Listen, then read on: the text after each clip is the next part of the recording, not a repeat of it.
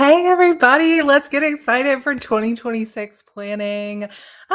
We have done this, I think now for at least 4 or 5 years. It could be more. And I love this every single time. And we get to go a little bit deeper each time. So if this is your first time joining us, welcome to Plan Your 2026 Writing Year. And you can really use this for any goal that you have that you want to achieve and stay consistent throughout the entire year. So, we're going to have a few hundred people here today. So, welcome to everybody. I will not probably see every single comment. It is, I believe we have comments or subscriber only comments on. So if you want to comment later in the live stream and you are not subscribed, go ahead and subscribe. And I think in about 20 minutes, you will be able to speak in the chat, but you can also always email me or reach out on Facebook if you would like. Oh my gosh, I love this shirt. And I've got my like Christmas earrings, which make me happy. Okay. So we are going to have some fun today. There is a workbook that goes along with this. It looks something like this inside my resource library. So if you are new to Heart Breathings, we have a very robust resource library that is a bunch of free resources that you can grab from my Google Drive. And all you have to do is sign up for my newsletter. There's how to plot your novel, how to edit a novel, how to write from scenes. There's word count trackers. There's how to plan your energy. But there's also this plan your writing year workbook that goes with it. There are 4 different versions in the writing plan. You'll find it at the top of the Google Drive. If you are not subscribed or you haven't gotten this yet, if you're not subscribed, the link is down in the comments. And I actually meant to grab it. I don't know, Angela, if you can grab the link from the comments to sign up, and I will try to pin it to the top, but I don't know if I could do that from here. But it is in the description box to grab that if you want to sign up. And it's at the very top. Once you've confirmed your email, it's in a folder called Plan Your Writing Year. And inside you've got a Monday start because there's some monthly calendars spread throughout. So you have a monthly Monday start, and then you have a mixed start, which has Sunday month starts. And then you have this that is on the screen, which is those same 2 options in a digital version. It doesn't have a lot of hyperlinks here, but it does have, a handful. So at least if you want to put it on your iPad and load it into GoodNotes, it should be something easy to use in that way. So go ahead and grab it. If you don't have it yet, it will be there for you whenever you need it. And yeah, we are going to get started. I'm going to start with my screen full screen though. And what we're going to talk about first is, first of all, okay, let me get my brain straight because there's so many comments going. Okay, let me see if I can pin this to the top. Oh, only thing I can do is put you in timeout. Can you pin it, Angela? See if you can pin it to the top. I don't know if you can or not. In StreamYard, it's only letting me delete you, put you in timeout, or ban you, which I definitely don't want to do. If you can pin it, great. If not, we won't worry about it and people can just grab it from the description. But before we even get started on the workbook, while anybody is going to grab it, I'm not going to put Angela in timeout, I promise. Let's talk a little bit about why it is so helpful to have this kind of process where before the year begins, you start to think about your strategy for next year. Now, how many of you here, you can put a hand raise, you can just put a heart, or you can just raise your hand in your own households. But how many of you here it's okay if it won't let you, it's fine. How many of you here are hoping that 2026 is going to be the year that you first finish your first novel? Anybody here feeling that way? Like, this is the year I'm going to finish my first book. Or maybe put a flower emoji in the comments if you think this is the year that you're going to publish your first book or actually start querying agents. Marie, I saw you finish your second book. Is that what you said? Yay, let's do it. So lots of people have this goal, right? So many. There's a flower. Louisa, I need to email you, Louisa, by the way. I have a surprise for you. Louisa Reagan. So if you could send me an email, that would be great. Yeah, so I see flowers, people looking to publish their first book this year, hands or hearts for people that are looking to finish their first book. And then how many of you, let's see, what's another emoji? Maybe just put a like a smiling face emoji. If you are already a published author, but you really want for 2026 to be the year that your books start making a lot of money. I know that this is like, woo, let's see some of those. Like I know every year I hear some of the same things coming through. Yay. Okay. I recognize so many of these names. Let's do it. Let's do it. Let's bring in all the money. We'll just like bring the vibes. Let's bring all the money. 30th book, Kat. Let's do it. I'm going to actually publish my 31st novel, but I'm hoping to publish 31, 32, 33, and 34 at the least in next year. So next year is a big strategy year for me. But I hear the same things from authors over and over. I work with thousands of authors and I hear the same things every year. Things like, I'm working so hard and I just feel like I'm not getting anywhere. Or I am starting so many different books, but I just can't ever seem to finish one. Or I am totally stuck. I want this really bad, but I just feel really stuck. And I wish that I could say there's a one size fits all like magic wand that I could just wave for everybody here and say, yes, now you are unstuck. Here's the exact steps that you take to be unstuck or to make lots of money or to finally feel like all the work that you're doing is paying off. I would love to be able to do that for you, but I'm not trying to call you out. I promise. I would love to be able to do that. But the only things that I know is number one, there is no magic pill. There's no magic wand that will help. But the things that I do know is that if you can take a step back from the day to day, just I'm trying to write, I'm trying to go, this isn't working, any type of negative thoughts, any type of reality that you feel is holding you back. If you can step away from that day to day rush and become someone who thinks about your strategy in a way where you say, this is where I want to go. And so this is the steps that I'm going to take to try to get there. And it's not just about taking the right steps. It's about taking the right steps in the right order. And this is a big piece that a lot of people miss when it comes to publishing, writing your books, all of that stuff, but especially when it comes to marketing your books. I'm going to kind of give you some examples before we get started in the live stream. Love the gargoyle. Did we name him? Basically, this is just right now. This is just, well, I shouldn't say because then it's a spoiler. Yeah, I have no name for this gargoyle. He's just sitting there watching over us today. But yeah, I want to give you some examples so that hopefully you can kind of understand what I mean about this idea, because two of the things, if you really feel like you're stuck or you don't have clarity or you have fear, there are some things that can help you with your confidence, with your focus, with oh my gosh, I got to stop looking at the comments because they're just going to make me laugh. There are certain things that I know can help you with your confidence, your clarity, your focus. And in a way, it has a lot to do with synergy. And what I mean by synergy is everything pulling in the same direction.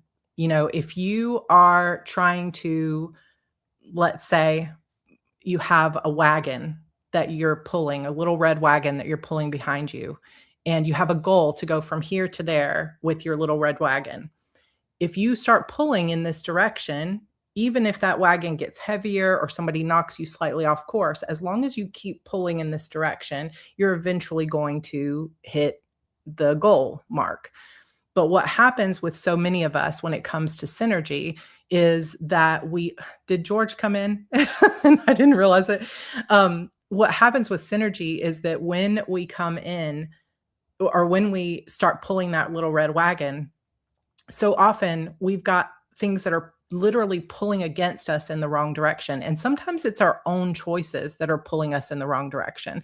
We say, I want to be a published author. And then we don't finish the book, which pulls us back a little bit further. Or we decide that the book that we were working on isn't the right one. So I'm going to switch genres entirely and I'm going to write a little bit more of another. Now, not only are you pulling yourself backwards, you're also pulling yourself way off course. So now you don't just have to go forward, you have to totally course correct to get back through. And this is where, we were naming the gargoyle, George. Sorry. I never know when my husband's going to pop into live streams and say something crazy.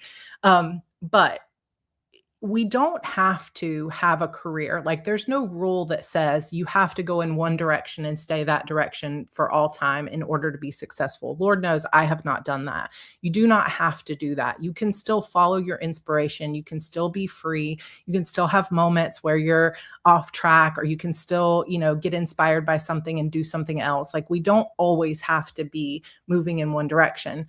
But if you have a goal that you really want to see come true, and even if you get off course, but you're consistently moving toward it and you're not putting anything, like we do this to ourselves. Sometimes it's self-sabotage. Sometimes it's just not taking the time to try to find that clarity, that we will start to put roadblocks in our own way. We will start to knock ourselves off course. We will begin to fill that little red wagon with all kinds of bricks. We will have someone, like a shadow version of ourselves, actively pulling that wagon back the other direction. And so if you are feeling stuck, one of the things that might help you more than anything is to really give yourself the gift of thinking, what is it that I really want? And I know that is a very scary question for a lot of people here, because a number of reasons. One might be that you've never been allowed to want what you want because people have always been pulling you back. It might be that you're afraid that if you actually say, this is what I want, then the universe is going to come knock you down and say, you can't have that. You don't deserve it, because you've had experiences in your life where when you have tried to put yourself out there, you've gotten hurt.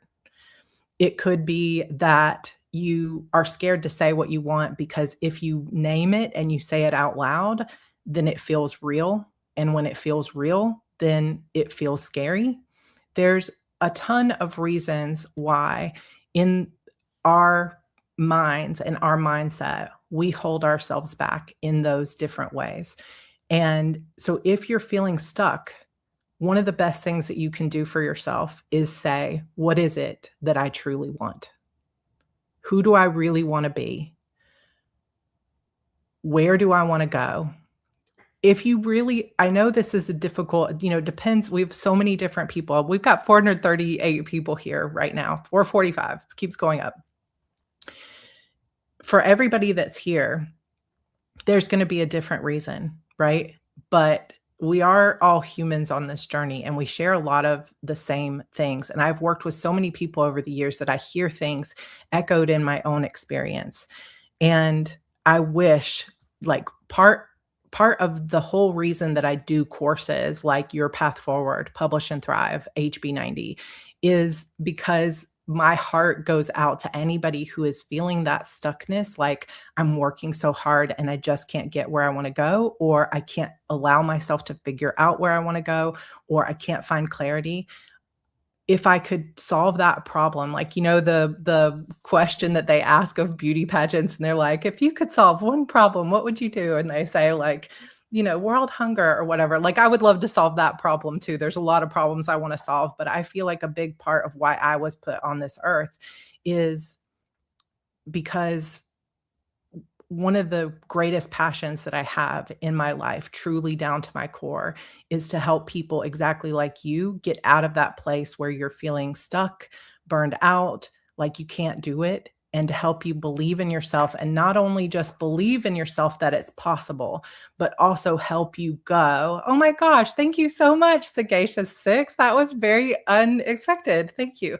If I could help you get to that point where you just really and truly could see the clarity of, this is my next step, and then this is my next step, and then this is my next step. and feel confident enough and believe in yourself enough to stop putting bricks in your little red wagon and instead to keep moving forward. And I see the miscongeniality references in the comments, which I love. So fun. Yeah, I wish I could solve that for you, and if any piece of this gives you some of that peace, then that makes it all worth it. I highly, highly hope I don't know. I just really hope that you know how much I care. And if you're sitting here feeling stuck and you're feeling like I don't know which way to go, some of the piece that you need to think about is where is that destination? And it doesn't have to be, it's not a contract you sign with the universe where you're saying, this is my destination and I can never change it. You can change your direction at any time. But it's this idea of saying, I am giving myself a point, a place on the map. I am putting a little, pin in the map and saying, this is my direction, because it anchors you into, okay, these are the steps that I need to take. Every decision that you're going to make about what you're going to do for your writing year in 2026, how many books you're going to write, what your marketing is going to be like, what your branding is going to be, whether you're going to start pitching or querying, what series you want to write, all of that can be helped if you know which way you want to go. If you say, I really want to indie publish and I know I want to write romance, that is going to help you make decisions along the way. And when you have that anchoring direction point, then you can line up your dominoes and say, this is the path I want to take. And you can kind of have that eagle eye view where you say, all right, I can see 2026 as a whole, and I can see what feels sustainable. And I will give you a couple more examples before we go out. So, a couple things that I wrote down is, for part of the why strategy is so important is effort. So for anybody that raised your hand that you feel like you're working really hard, but you're not actually making sales, or you're not actually getting anywhere, like you're working always, but you never quite finish the book, this is for you. Effort without strategy creates exhaustion. When you are putting your whole life into this writing business and you are not actually making sure it's all pulling in the right direction, it's all going in one space, you're just going to be tired, because it's like throwing spaghetti at the wall. It is truly like just saying, well, let me try this, let me try this, let me try this. It has like desperate energy to it of, I'm working as hard as I can. Why am I not getting anywhere? But the truth is, if you write 15 different first chapters, you're never going to have a book to sell. So how could you expect yourself to get anywhere with just 15 first chapters? Effort without strategy, without everything pulling in the right direction, that synergy I'm talking about, creates exhaustion. But that's not the only piece of it. Strategy without the follow through is just a fantasy.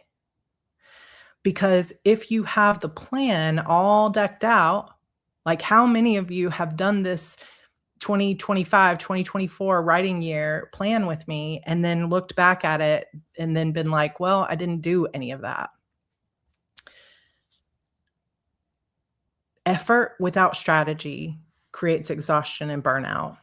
Strategy without the follow through is a fantasy. I know I'm calling you guys out. I am hitting hard at the first 30 minutes, and then we're going to get into the planning part. But strategy, when you combine strategy with the follow through, it creates your dream life. But if you're missing either piece of that, you're either going to end up burned out in an unsustainable path, or you're going to end up dreaming your whole life and never seeing that come to reality. You need both pieces of that. You need the strategy, doing things in the right order, making sure everything you do is pulling in the right direction. Everything's moving the needle, and the needle is always moving right in the right direction. And like I said, even though I say that, there are plenty of mistakes, and I'm gonna talk about some of mine. You're allowed to make mistakes. I don't want anyone I know that sometimes if you hear this, you might think, "Oh gosh, that means I have to be perfect, and I can't be perfect." Perfection not required. Messy as hell. Like, if you've ever watched one of my Kanban board videos, you will know I never finish everything I say I'm gonna do, but everything that I do is pulling in the right direction. Everything I do is making a career, is making a life for myself. You don't have to be perfect. You don't have to know exactly where you want to go. You just need to have an idea of the direction so that you can start making a strategy to lead yourself down that path. But you could work as hard as you want for the rest of your life and never see the result that you want to see if you don't have the strategy in place. If you haven't thought about, here's the right sequence of steps. Let me give you another couple of examples. I wrote them down because I was like, this year, I feel like last year I didn't quite say what I wanted to say. I was like, this year I'm going to say what I mean to say. You could say, for example, my goal is I'm going to write 1,000 words a day. Awesome. Consistency. What a great goal. I'm going to write 1,000 words a day on 300 days of next year. That would be a great goal. But where's the strategy, right? 1,000 words of what a day? What is, in order to determine what is the most valuable thing that you can write during those times to write 1,000 words a day, you need to know what your goal is. So, personal example, when I quit my job as a teacher and had this amazing gift to go hang out with George and live with him and leave, my job that I didn't love behind, I sat down thinking, I want to be a full-time author. This is what I want to do someday. And I thought, I need to learn to write a book. But I was having so much resistance. I was like, I don't even know how to write a book. I don't even know what to do. So I was kind of popcorning around. I was like, let me try this genre. Let me try this genre. Let me read a book and then try to implement it. And I was kind of all over the place. And my very wise husband, George, said, what you need first is a writing habit. And if you get a writing habit where it's easy for you to sit down every day for an hour and write, then you've established a baseline, right? So when I set my first, I will write every day goal for myself, it wasn't even a book, it was a blog. And it was called the Sweetie Chronicles, and it was on a free blog spot back in the day. That's what Blogger used to be called. And that was my goal. So it wasn't just sit down and write every day. It was more strategic. It was, I will sit down and I will write a blog post every day. But why am I doing that? End goal. Where is my red wagon pulling toward? It's pulling toward the end goal of, I need to establish a daily writing habit. At that point, it mattered less what I was writing and more that I was writing. And so at that stage in my life, I not only had a goal for the day, I had a goal post, a milestone I was leading toward. Okay, for the next 3 months, I'm going to write a blog post every single day to get in a writing habit. And then once I hit that goal post, I had to move the goal post out a little further and say, okay, now I need to actually start writing a book. Now that I have the writing habit, I need to start writing a book. But if I had just said, I need to write every day, I could have written one blog post here and then kind of skipped for a couple days and then written a short story here and then something in romance over here and then something over here. And I would have never had a career. Even if I was writing 1,000 words every single day, it would not have meant anything because there was no end goal in place. There was no strategy in place. So that's one example. Another example would be, let's say you want to write 3 books a year and you say, okay, I'm going to write 3 books this year and I'm going to publish them. And even if you have an end goal, you say, my end goal is to make $5,000 publishing this year. I'm going to write 3 books and I'm going to try to make $5,000. If you don't have a strategy in place for which 3 books you're going to write, You could end up writing 3 different books in 3 different pen names and publishing them and then being like, "Where's my money? Why am I not making $5,000?" Well, it's because those 3 books in 3 different genres with 3 different pen names are all pulling in different directions. You have nothing that's pulling that wagon towards a single goal. Is this making sense? Are we getting it? Because I'm trying to give you specific examples as to why the strategy really matters. 3 books is not enough to say this is the goal.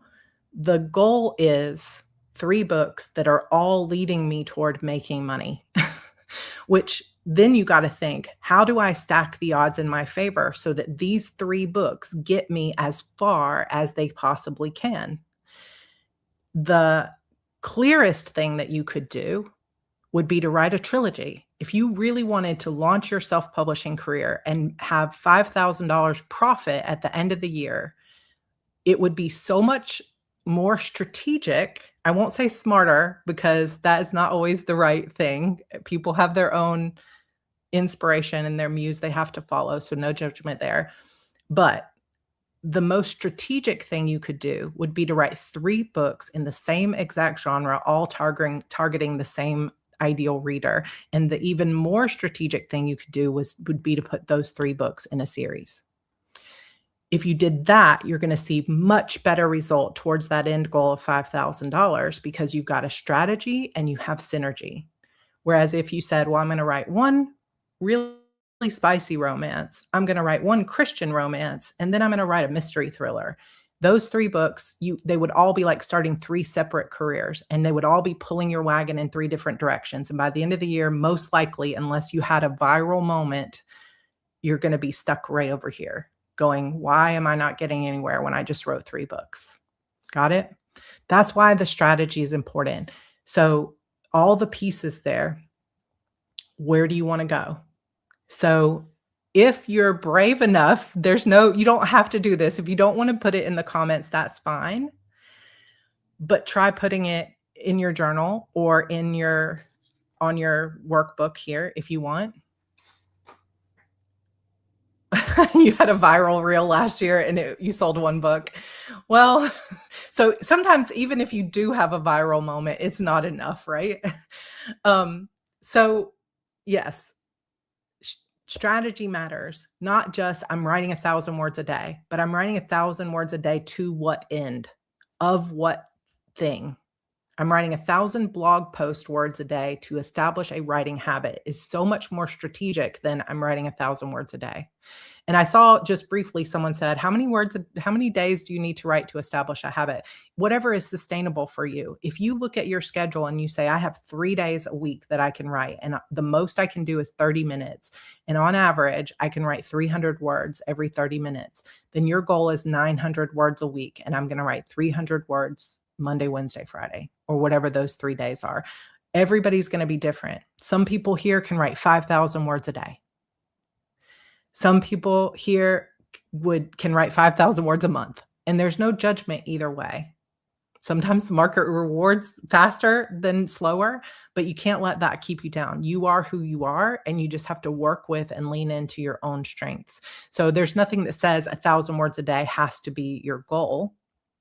It just needs to be what is sustainable for you. But what we're going to try to put into place, if you want to take a moment in your journal or in the comments, if you had one main writing goal for 2026, what would it be? Something that feels achievable and exciting. Something that if you could point your arrow at it or take your little red wagon and load it up with your books and your words and pull it towards a goal, what would that goal be?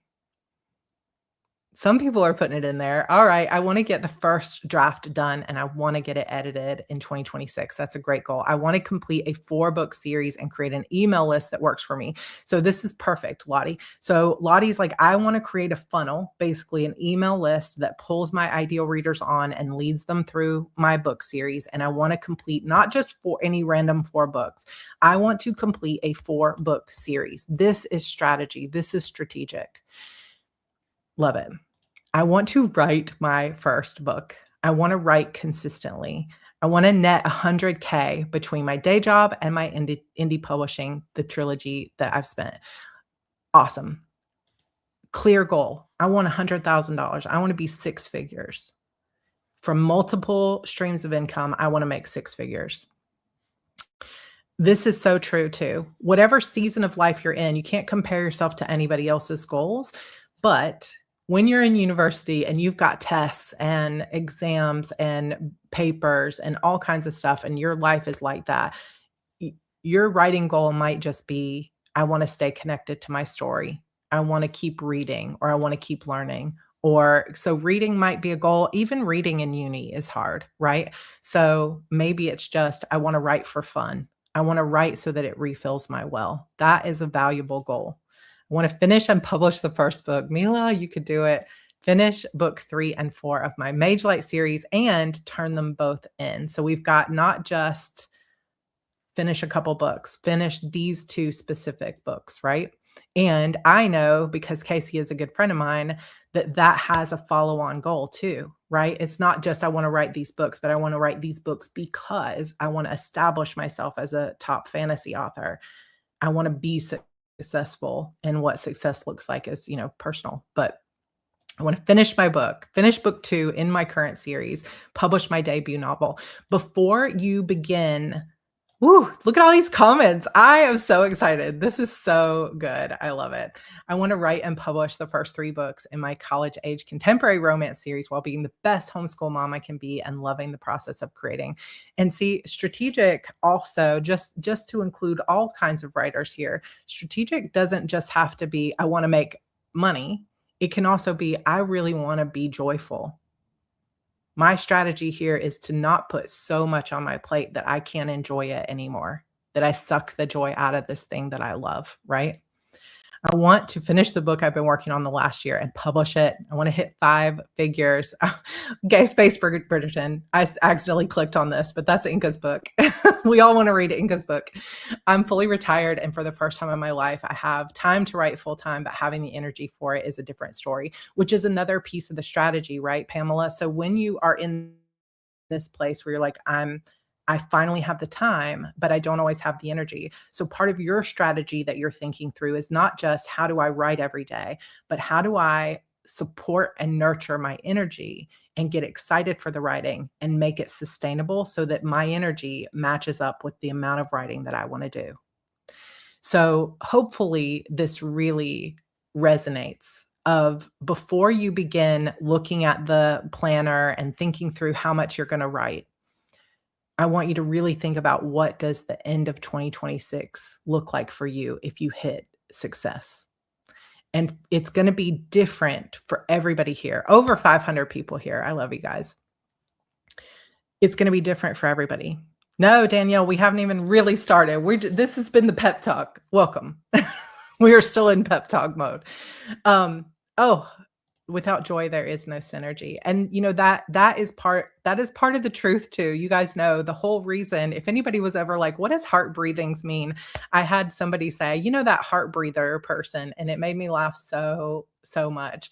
Heart breathings, which comes from this quote that is tattooed on my arm, is a Wordsworth quote that says, fill your paper with the breathings of your heart. Because it is not, for me, it is not just about writing. It is about writing something that makes you feel like it's coming from inside you. Something that is like a breathing of your heart onto the paper, or bleeding onto the paper, whatever it may be, pouring your soul into paper, keeping it sustainable, keeping it joyful. Because everybody I know that has, I don't know how to word this exactly. I will just say, I know many people. I am getting all the nicknames. So far this week, I have been called the heart breather person and the crazy planner lady, which I like both of those. This is so good. Heart breathers. It is so important to keep it sustainable, but I know so many people that just push to the money, and there's nothing wrong with the money. If you want to make the money, you don't have to write what you love. You can write what sells, and that is fine too. There are all different paths. And some people are fine with that. Some people are like, I don't care what I write as long as I get to write and make money. That is what brings you joy, right? But for some of us, it's like, I just can't write the trendy thing, or I can't write the thing that's gonna make the most money. I just have to write the thing that's coming out of my heart. And both things are valid, right? So let's, in the author community, try to stop judging each other and just be who we are fully. Try to stop judging ourselves and start just allowing ourselves to want what we want, and to try to, yeah, this is something my friend, Deanne uh, Deanna Chase says is, "Write the most marketable book of your heart." And I do totally agree with that. But it is you would not believe how many top 6 and 7-figure authors are miserable and sick. It's very sad to see sometimes, and you don't see it on the outside, you just see it when you're on the back end of things. But it's a lot of people, because this career is not easy, but it's so worth it. And just being able to write is such a gift. But if you can look toward this planning session that we're about to start, 40 minutes in, is think about what I said. Effort without the strategy just creates exhaustion, but strategy without the follow through is a fantasy. And if you can hold that in your heart of like, I am going to figure out what I want and I'm going to create a strategy. If you want help doing this, come join Publish and Thrive, or join Publish and Thrive for sure, but come join Your Path Forward next Friday. Like, if you love this pep talk, this feeling that you're getting right now of like, man, this is calling me out. This is important. I need to hear this. You need to come take these courses. And if you are an alumni and you've been away for a while, remember that you can always come take these classes for free. So the New Year Planning Bundle starts Friday and Saturday with Your Path Forward, and Sunday with HB90. And you can take each class individually, or you can take them in a bundle. The link is down in the description. And I know how much it serves you in your life to have that path. So figuring out what that goal is. Ooh, do not die on me. I've been keeping my Samsung plugged in, and trying to keep it on is a challenge. But that idea of saying, this is where I want to go, and then here is the steps that I'm going to take to get there. Here's the sequence, not just the steps, but the order of events. So here's one final example, and then we're going to open up these planners. When I first started writing and publishing in 2010, I found success somewhat quickly because I was publishing quickly. There were very less people. Like 2010, there were way less people in the market at indie prices. And I had good books. And so they started to sell, took off on Barnes & Noble long before it took off on Kindle. But then Apple came and everything started to grow. And so many people said to me earlier, like, now it is a well-known thing, start your newsletter. I didn't do it, but several people said it to me. Start a newsletter so you can reach out to fans. And I thought, I don't want to do that. Like, that seems salesy, and like, I don't need to do that. As long as the books keep coming out on Kindle or whatever, people will keep buying them, whatever. And then I hit pregnancy, and it took me 11 months. This was with Andrew back in 2012 to get out a new book. And I finally was like, oh my gosh, now I understand the value of having a newsletter. I should have done it. So when we talk about sequence of events, we're not just talking about, oh, I need a newsletter, I need a website, I need a brand. It's what comes first, which things are most important, right? And I don't think you have to have a newsletter before you're published, but this was when I was 6 books in and had thousands of fans. I had no newsletter. And so when I needed a year off, basically, I had no way to tell them what was going on other than if they were in my Facebook page, right? And then I was like, oh, this is why I should have had a newsletter right from the start. So when we think about the sequence of things, it is just as important. So as we start going through this process, we're going to pull up this planner now. Think about not just the pieces that you want to take on in 2026, but what's the order of events that you want to take. And if you want help with that, like I said, that's exactly what Your Path Forward is about. Not just 1 year, but like your whole career. And it's really helpful. Okay. pull out your workbooks, students. Oh my gosh. So yes, we are going to start planning. Like I said, if you came a little bit late, this workbook is inside the free resource library for heart breathing. So all you have to do is be on my newsletter. Uh, and you can get it. Yeah, if you've taken any of my courses, you can take them for free anytime. So you should have an email in your newsletter or in your email, unless you unsubscribed, that gives you instructions on how to join, or you can just log in to Teachable and all the info is there. Or you can just reach out to me. But it's always free to go through stuff again. So HB90, you take it once, you get to go through it every quarter for as long as I ever run it. For all the heart breathers.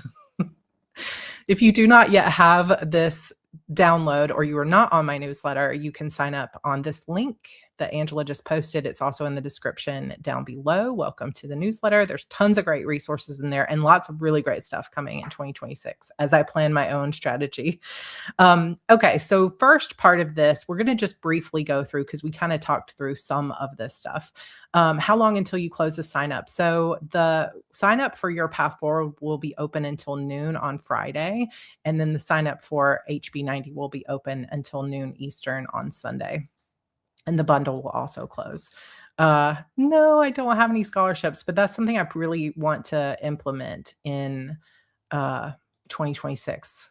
We will run it again. We will run it again. And I would like to open up some scholarships because I know how many people would benefit from this.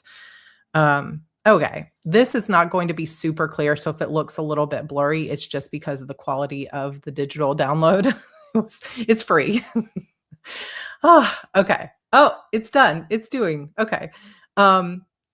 This can help with anything. This can help with poetry. This can help with literally any goal that you have. So let's go through it. How did your writing go in 2025? One of the first questions. Obviously, we're not going to have time for me to pause in between each question, but just kind of thinking through it. If you want to make any notes, if you've already printed this out, if not, you can just follow through and then print it out and do it later. How did your writing go in 2025? So think back, if you were here, raise your hand if you were here for last year's Plan Your Writing Year live. I was here. If you still have that workbook, it can be valuable at a point to say, what were my goals last year compared to what ended up happening? And this is not a path to self-judgment. This is not a path to be down on yourself. This is a path to say, okay, I'm just looking at the past so that I can glean whatever data I need to glean. I can use it to help me move forward. And then we'll see kind of what went wrong. Why didn't I write? And some of you know, like somebody said, I can tell you it's easy, 0 words in 2025. And that might be because of an illness or a broken leg or whatever else. How are y'all putting those hands up? Put probably just emoji in your chat. How did your writing go? My most successful year ever. I love it. I was here, but I didn't fill in the workbook. Rana, but you had a successful year in 2025, right? Nothing until October, I had a 14-month block. What if you haven't really written any words? I've only jotted down some half-baked plans for projects because life got in the way. Yeah, that's how your writing went. You haven't started. You're not getting it done. No reason, I just didn't write. Not sure why. Maybe you're burned out, E-Marie. Maybe you're scared. Book 1 came out. Maybe there's a subconscious fear of what if I put out book 2 and it does even better? Hey, Ray. Closed out at 100K, but all of that in the last 90 days. Got sick, but I wrote in the hospital. You were in the hospital? Oh my gosh, dear. I did not know. Lemonade from lemons. I love it. So 2025 for me, my writing was not great at the beginning, but similar to several of you, it picked up here towards the end. So I want to keep that momentum going. What are you most proud of from the past year? Gosh, several people saying lots of illnesses.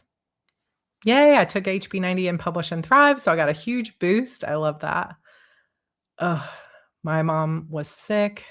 and I was her carer, and then she died, and I kind of fell apart. I didn't know that either, Inka.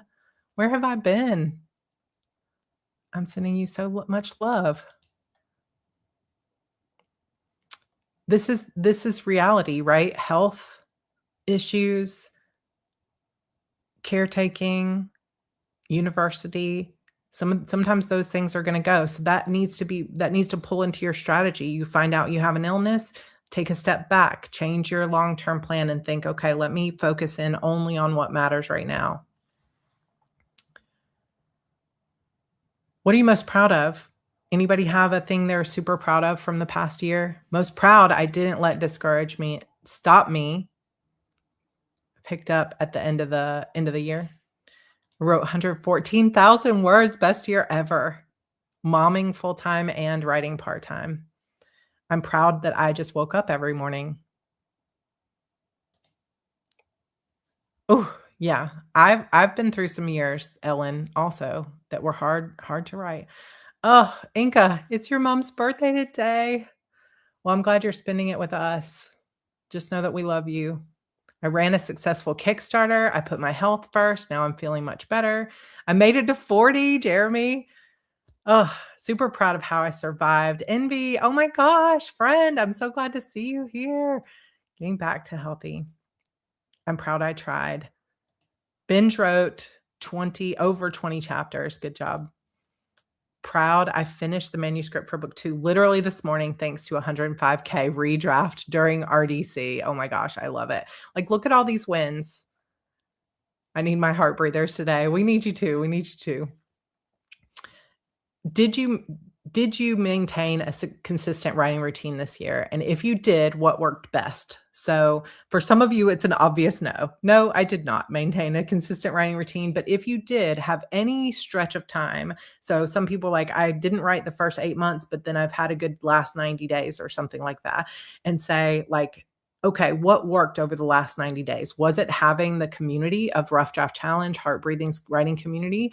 Is it the momentum of like the weather shifting? Did you come out of burnout? If you can identify any of this, and the whole point of going through this piece of it is to identify anything you can carry into 2026 where you can say, okay, showing up for writing sprints every day with the Heart Breathing's writing community on YouTube made a big difference for me. So I'm going to remember to do that. Or talking through the story with my new critique partner made a big difference for me. So I'm going to keep doing that. So lean into the things that worked.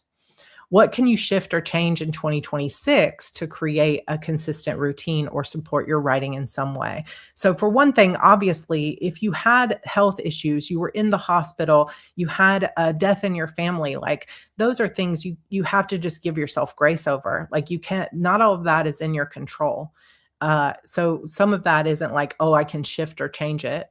There's life is going to life, right? But if there are any things that really helped you shift and change this year that you want to work on next year, or if you can identify some things from this year that you're like, well, I definitely will not do that again.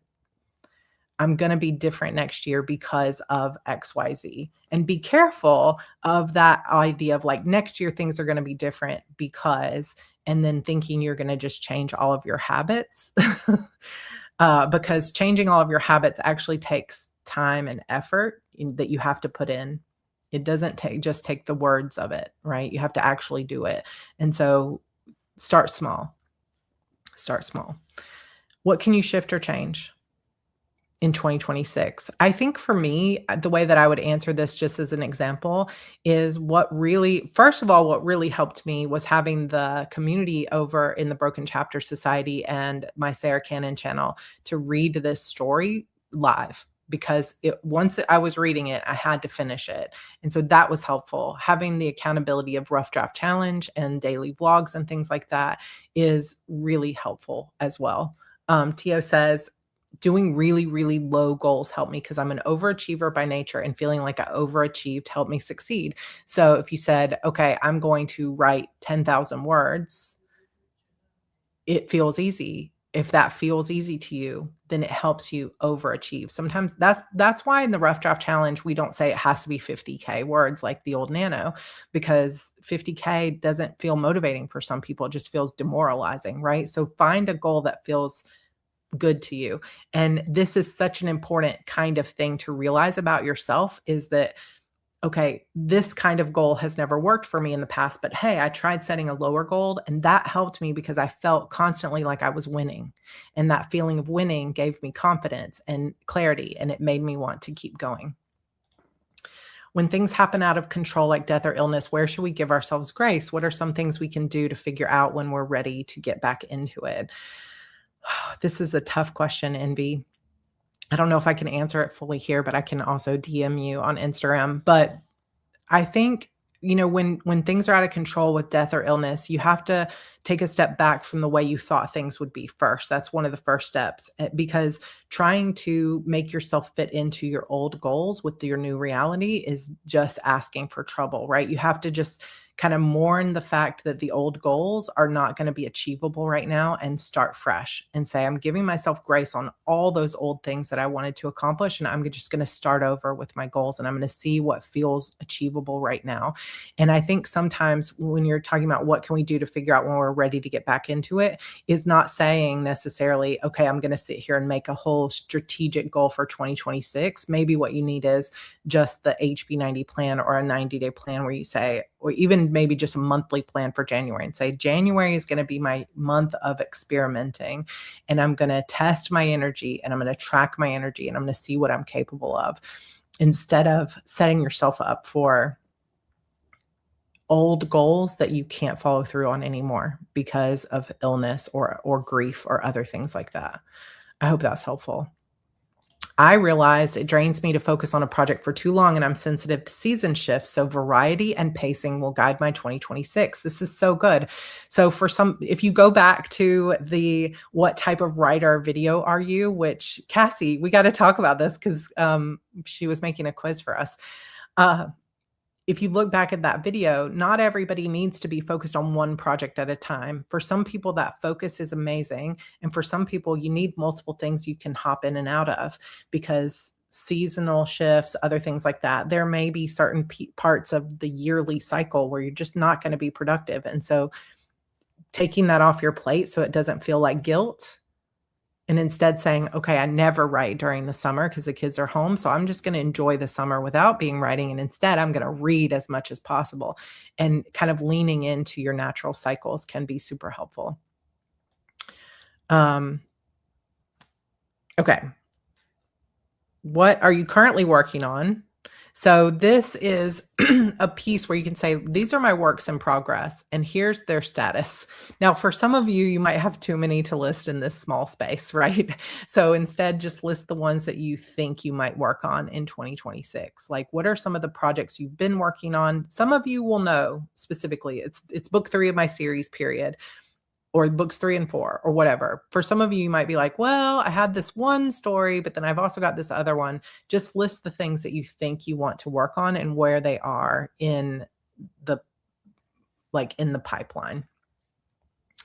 Is there a status before outlining? Yes, brainstorming. That is usually what I put as my first thing, is just brainstorming, inspiration phase too, where sometimes I will watch movies. Like my current series I have compared to Gladiator. It's not like Gladiator in that it's a romance, but it has some battle scenes in the arena of like prisoners being forced to fight to the death.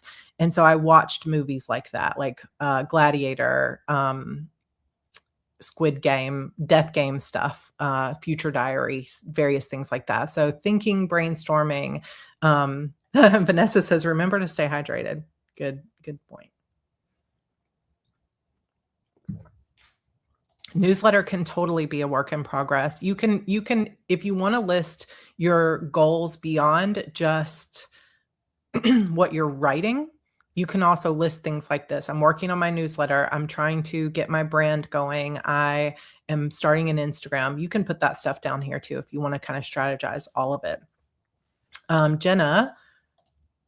Wise Jenna says, pre-writing phases are normally any combination of researching, brainstorming, outlining, muse sparking. I think that's what I was doing with Gladiator and Squid Game and stuff, and rinsing, washing, repeating. Yeah, love that. Love that.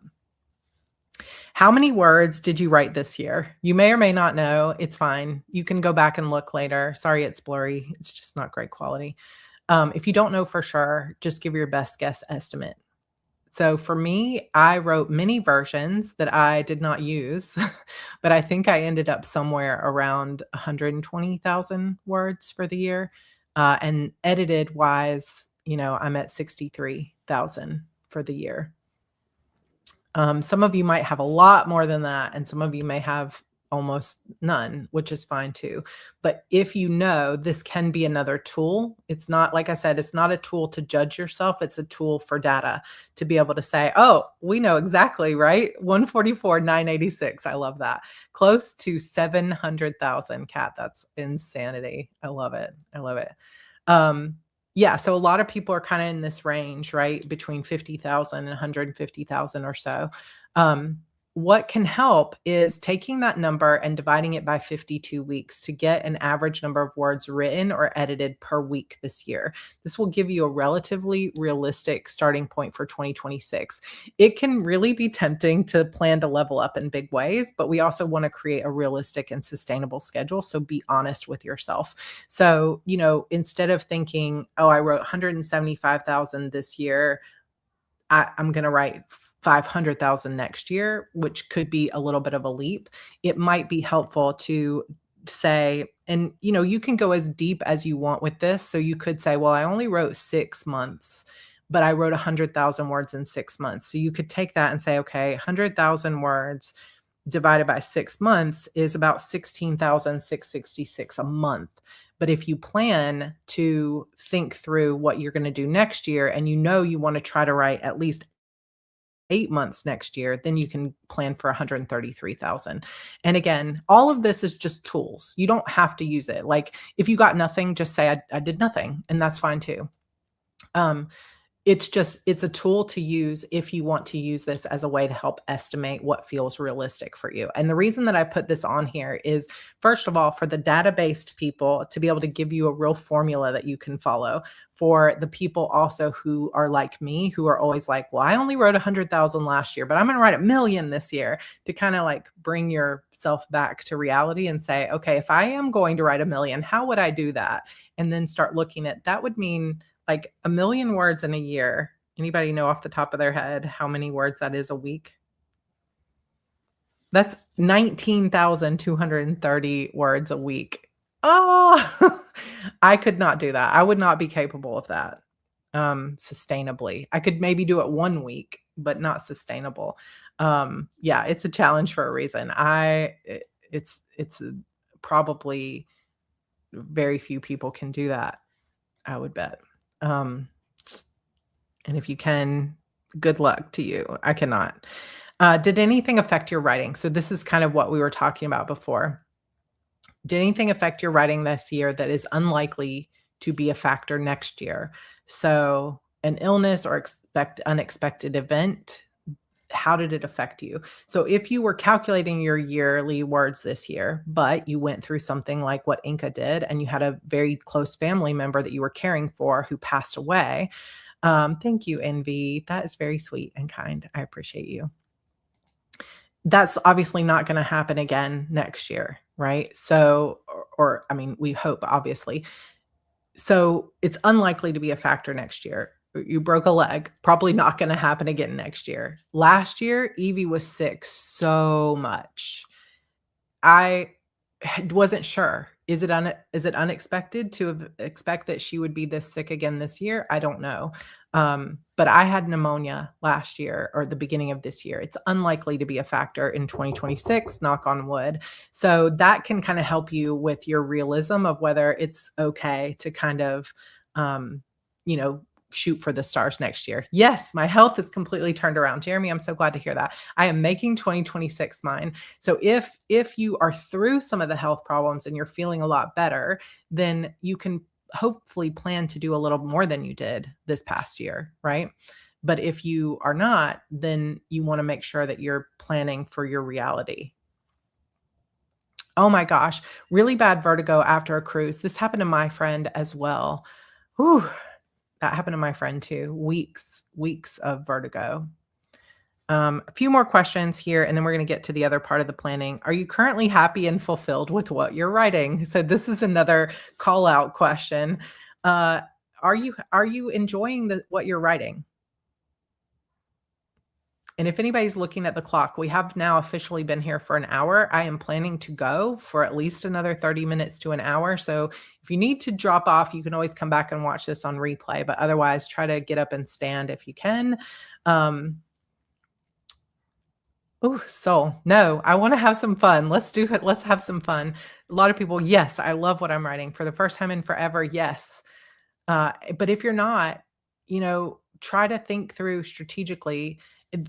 One of the hard things to be in an author career, unfortunately, is when you're kind of in this place where I'm not happy and fulfilled, but it's paying the bills.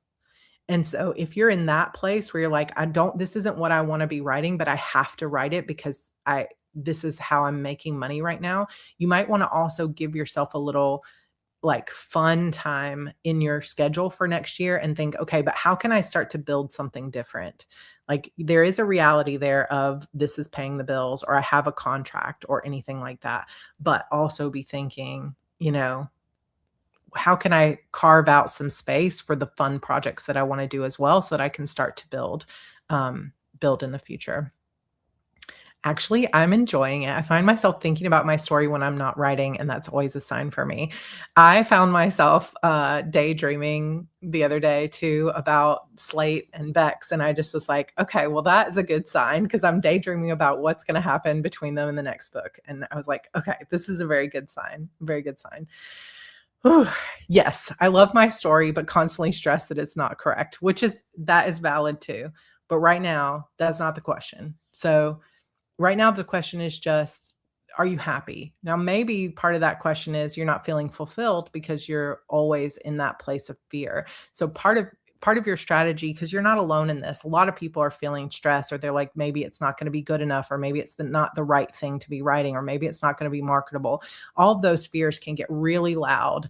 And so if that is you and it's taking away from your joy, maybe as you start to brainstorm and think through your strategy and plan for 2026, you want to start thinking, how can I support myself so that I can reduce that feeling of it not being correct? So for one thing, let's say you follow a bunch of creators that always make you feel like your genre isn't the right genre. Like you're writing contemporary romance, but you follow a lot of people that are writing fantasy, and it makes you doubt yourself all the time. Stop following the fantasy authors. Go follow people that are writing what you write and are happy. So finding those kinds of things. When is HardyCon? HardyCon, I believe, I haven't booked the venue yet, but I believe it's going to be the weekend of May 1st. May 1st. I hope you can come. I hope you can come. What would you like to do more of in your writing or writing business? What do you want to do more of? I want to try a Kickstarter. I think that sounds super fun. I have wanted to do one for a very long time. So what would you like to do more of for your writing or your writing business? Will it be online too? Yes, this year we will have an online, but it won't be the same weekend. I know this is off topic, but I'll just answer it since there's a few questions coming up. HardyCon this past year was an event within an event in March in New Orleans. This year we will have a in-person event, and then the online event will be 2 weeks later. So mid-May, not Mother's Day weekend, but the weekend after that will be the online event. And that will be a mix of recordings from the sessions that we did live, as well as new live streams.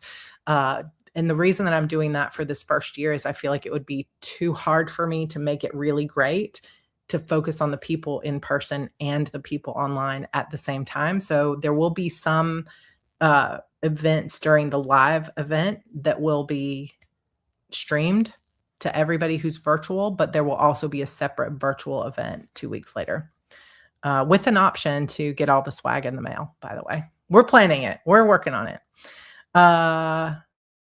I want to make a consistent effort to prioritize week by week for my writing. I love that, Stacey. I want to do more live events, get going with audiobooks, finish and publish more books. It's gonna be so fun. It'll be super fun. I wanna finish an original story. I haven't done that in so long. You could do it, Stacy. What would you like to do less of or change entirely? For me, it's always I wanna do less doubting myself. I wanna do less procrastinating and self-sabotage. Uh, for me, I actually wanna do more of like marketing. And I know how many of you have I wanna do more marketing on your list? Am I the only one? Anybody who put a heart or a hand in the comments? I wanna do more marketing. I have not marketed my books in years other than just talking about them every once in a while. Uh, but I like have all old covers, all old blurbs, all old categories. I'm redoing it. Facebook ads, yeah, some people are with me. I want to do, yeah, brand marketing counts, all of it counts. Less self-doubt, less procrastinating, more marketing. Oh, I hate marketing. It's never felt like it worked. So you want to do less marketing maybe. I want to do more marketing. I want to do more world building with the plan of having it done and published in 2026. I want to write more so that I have less of a reason to give grace and have that bit of guilt that comes from not reaching the goal. Yes. Yes. Who wants to stop overthinking? I know that's a big one for so many of us. Big branding plans for 2026, less procrastinating for sure. Hey, Robin, I'm so glad to see your face. What would you do less of, right, or change entirely? So something to think about. If you're published, what was your most profitable book or series this year? You can put it in the comments or not. If you're not yet published, what are you planning to publish or submit to agents in 2026? This is also, these questions are all kind of qualifying questions. So when you get to the planning portion of it, you kind of have an idea of what you're trying to do, right? This is the foundation for your strategy of what do you want to do more of? What kind of time do you have? How did you do last year? If you're published, what was most profitable, right? Because if once you become your own author business, it's important to look and say, what made me the most money? Should I do more of that next year? Do I want to do more of that next year? Should I lean into that a little bit more? If you're not yet published, what do you want to do next year? Are you feeling like you're on the verge of publishing or submitting, or do you need a few more years before you start thinking about it? Oh, look at this. Querying starts in 2026. Excited for you. That's going to be fun. And it'll be a journey. It'll be a journey. There's a lot to learn. I want to collab more with my comp authors. I love it. Wallflowers of West Lane was a republish of a series that I got the rights back to, and it did very well. I love that. So far, Shadow Card Guardian was most profitable. Casey, Lit RPG for the win. Worth thinking about. And there's no rules for what that you have to continue on with what's most profitable. There's no rule that says that, but it's good information to have so that you're not doubling down on a series, expecting it to make a lot of money when it's not your most profitable series. All right. Then the final page before we get into the planning portion of it is just a journal. Use this page to journal any final thoughts about the current state of your writing career or your thoughts as you begin to plan for 2026. What are your hopes for the new year? What do you want to change? What do you want to double down on? What habits do you hope to cultivate or create? And what do you feel will help you be more successful? That entire thing, I'm just going to pull myself up a little bit. That entire thing I talked about at the beginning, the first 40 minutes of this live stream, I want you to think about that as you're writing down the journaling piece here. And do it when you're quiet, or you can do it right now. But think about when you start thinking about, what do I want to double down on? What do I really want to do? Don't just think that, but think about what was that goal that you said you want to hit in 2026. And then think about the things you say you want to do. Is that in alignment? Is all those actions that you're going to take, are those projects going to move the needle toward that big end goal for 2026? That is how you know that all the things in that little red wagon are moving you toward the big goal, right? And sometimes that means looking at not just the books and the words you're going to write, but stuff like this, right? Kanisha says, I want less distractions. And so what you might want to do, Kanisha, is say, what are the things that are distracting me? And write them down, and then say, these are the things that are the biggest distractions of my life. I'm on social media too much. I'm not calling you out specifically, but just something other people might say. I'm on social media too much. I'm getting distracted by other people in my circle who are saying that they need to do some of these things. I'm getting distracted by politics and the things going on in the world, which, is real. I'm getting distracted by the fact that I have these health problems or these financial issues, and it's all making me feel fear or whatever. Whatever those distractions are, write down as many of them as you can and then start thinking, okay, how do I eliminate some of those distractions? This is important. It does not sound silly at all. My double down is to get out of my house and work in different places. I realized I missed the sun and being around people, which depleted my creative well. That is not at all silly. For some of you, it might be, I got to get my house clean. It's constantly distracting. This is honestly part of it for me. I'm not going to lie. You guys have seen my vlogs.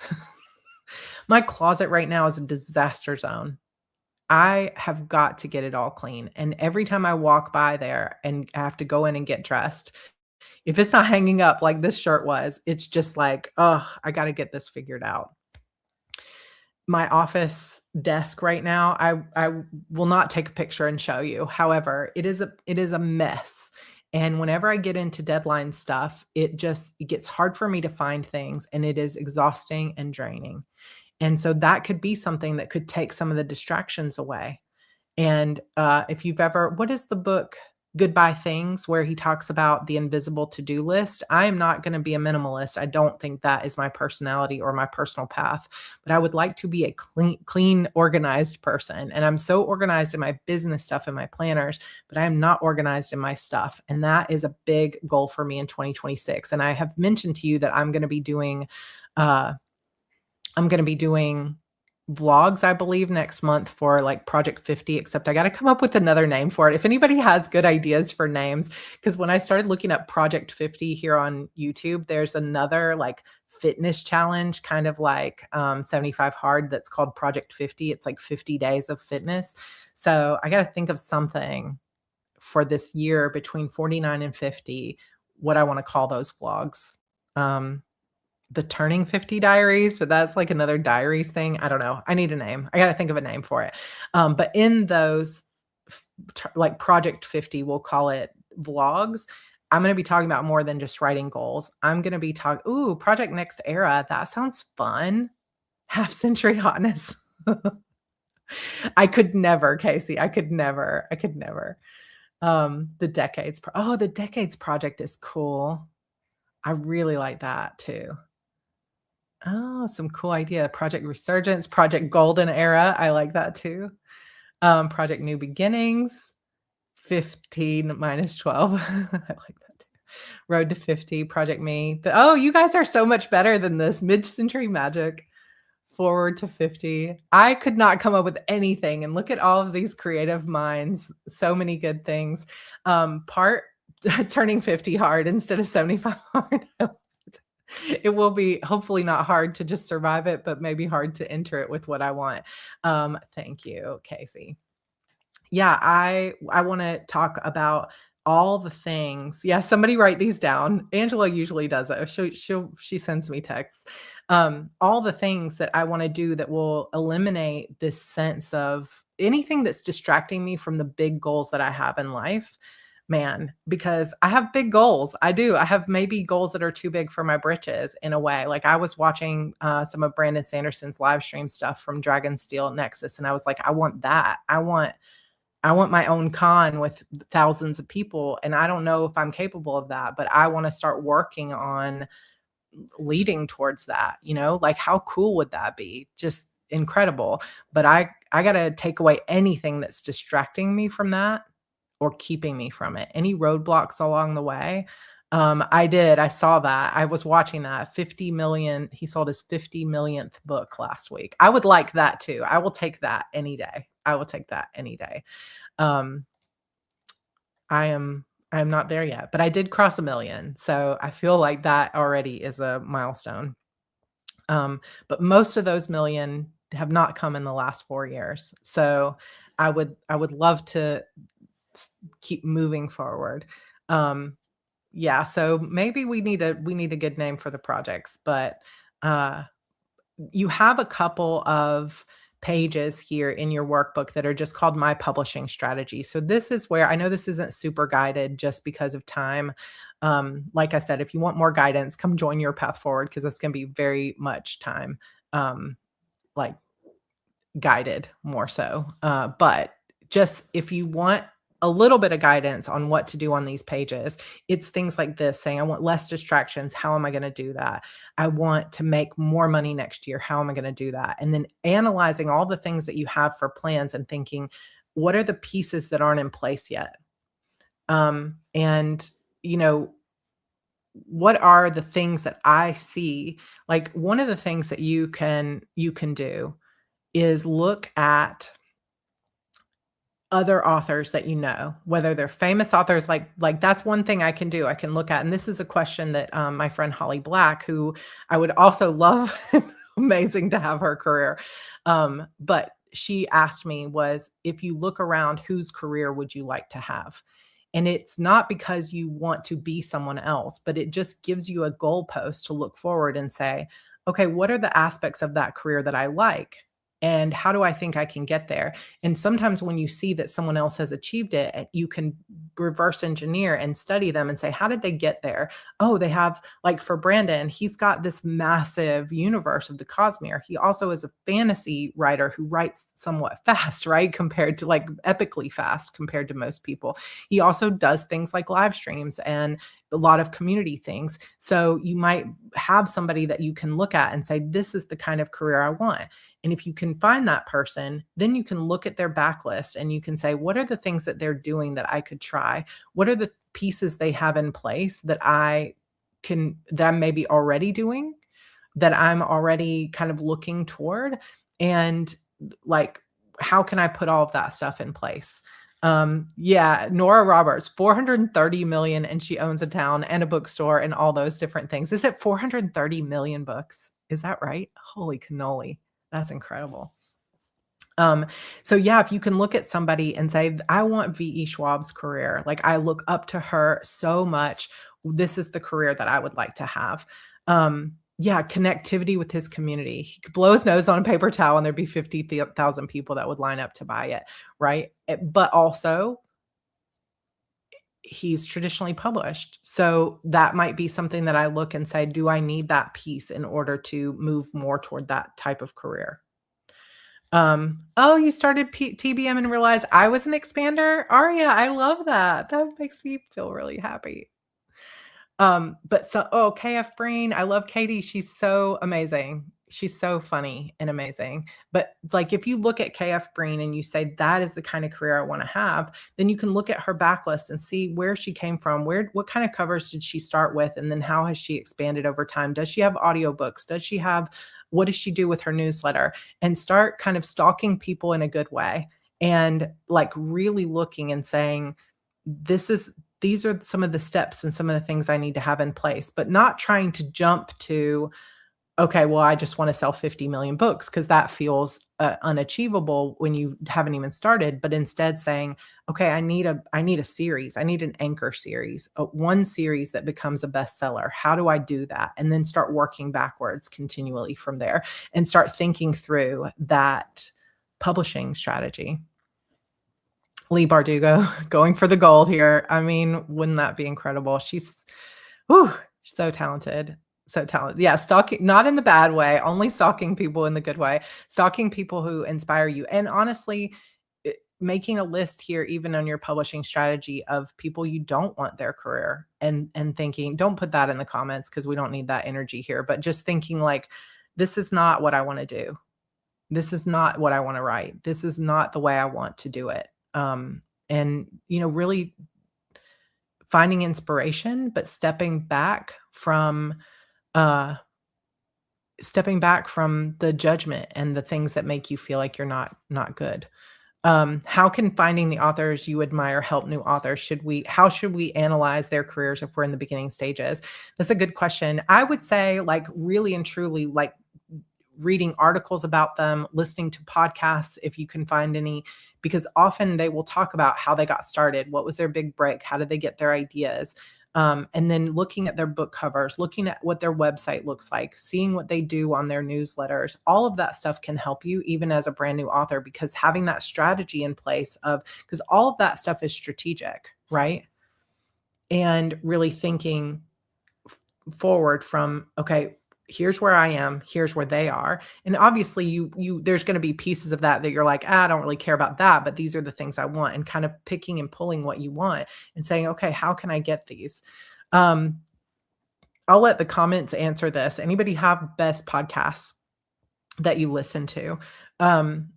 Like there's a lot of good indie podcasts that have different authors on there, like the Joanna Penn's Creative Pen podcast. She will often have authors on there that are indie authors that can talk. The Drafted Digital podcast is often really good, but it kind of depends. Spa Girls podcast is amazing. I love it. So put in the comments if you have any that you love, so that we can keep moving forward, but also check some of those out. Okay, now we are finally into six-figure authors, Creative Pen, Spa Girls. R.L. Stine, one of the best-selling authors of all time, or the best-selling series of all time. His website is awesome for kids who want to learn to write fiction too. See how great it can be, Allie, when you know, and you can see that, and you can be like, oh, what can I do that would lead me in that direction? Like it starts to spark ideas, that inspiration piece. The same way, Jenna, if Jenna's still here, what did you call it? Muse sparking or something like that. Becca Symes quick cast for writers. I don't know if she often has people on that you could listen to them, but another thing that you can do is just go to Google and say Lee Bardugo podcast, Muse sparking. Thank you. Got it. The Black Heron is so good, with Rachel Heron and Sasha Black. Like, I adore both of those people, just incredible. But if you want inspiration from authors, some of those are really, really good. And then if you want like a famous author, like you want Rebecca Yarros is on your list, then I mean, not that famous authors aren't on those podcasts too, but I mean like somebody that is maybe traditionally published and not going on an indie publishing podcast or something, then just Google it and you'll find podcasts, articles about them. Like there's a really good article in, I think, Variety right now about, or is it Elle? About Colleen Hoover. It was so good. Just, some of those things are really good. Okay, let's move into the calendar.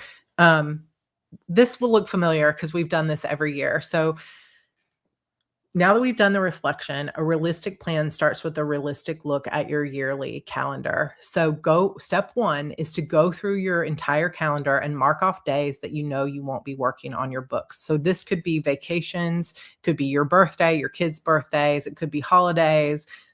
If you're in university, maybe you'll be working more when you're on holiday and less when you're in exam weeks, things like that. And some of this, obviously, you may not know this far in advance, but some of it you might know. So be as realistic as possible as you can based on your past behavior, based on what has been the last trend over the last couple of years. And so I've given you a couple of different ways to do that. First, you have a 2026 calendar. This is where the difference between the mixed start and the Monday start calendar versions come in.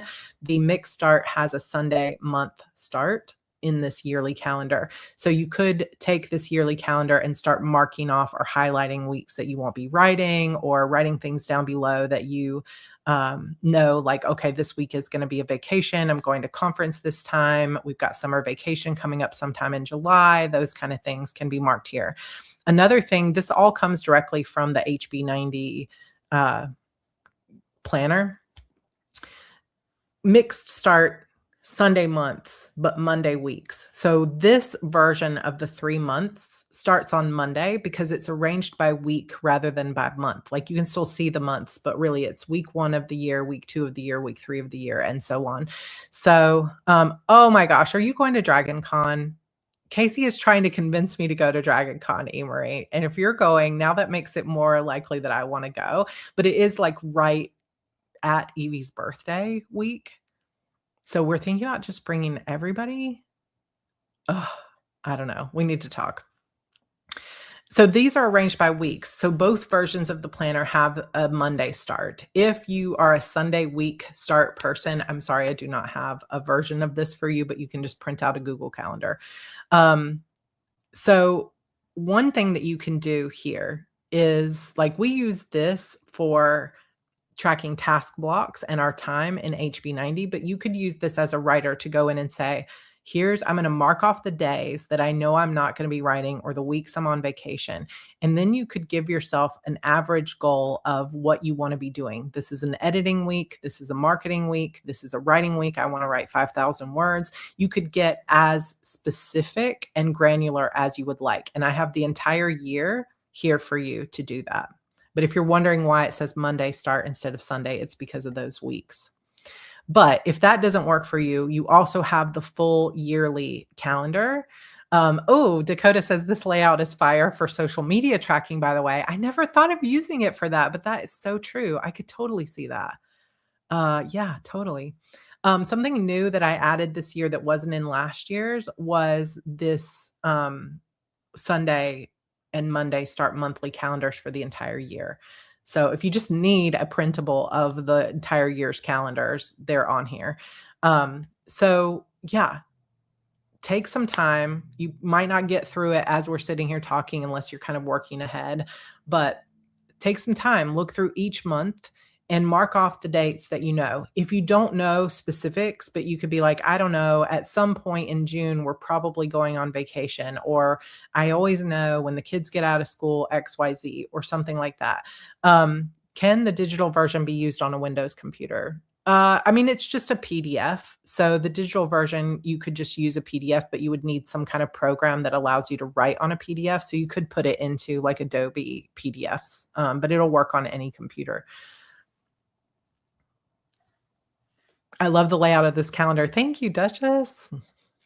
Pencil it in works so much. Exactly. Sticky notes too. So you might not know exactly, but it can kind of give you an estimate of how much time you have throughout the year. This gets really helpful in that process of saying, how many days am I going to be able to write this year? So that's where this step 2 comes in. So the first step will be going through all the calendar and kind of marking off weeks, marking off seasons, etc. And this is something we talk about in HB 92, but Sarah says, I never know ahead of time. So I just mark off 4 days a month that I'm not going to be writing. And that will give you those like 4 times 12. So you've got 48 days a month or a year to play around with that you're not going to be writing. You're not going to be working on your stuff. Some of you might be like, I'm never going to work on weekends. Some of you might be the opposite and say, I only work on weekends because I work too much full-time job. How can I get this workbook? So the link is in the description box down below. You just sign up for my newsletter list. And when you confirm your email, it'll send you directly to my Google Drive. And it's in the folder at the top labeled 2026 writing plan. It's totally free. My stomach just started growling. Newsletter link in the comments here. heartbreathings.kit.com, 2026 writing year. Once you've marked off all the days, and I know we might be moving ahead because some of you, it might take you a while to get through this. Oh, this is a good tip. I just reprinted this as a pamphlet or booklet so I can put it and cut it and throw it into my A5 binder. I love it. So good. Yeah. So like, I know I don't work on Sundays. So just mark that off for sure. And then maybe give yourself a few days a month where you're like, other things, but that's kind of step 2.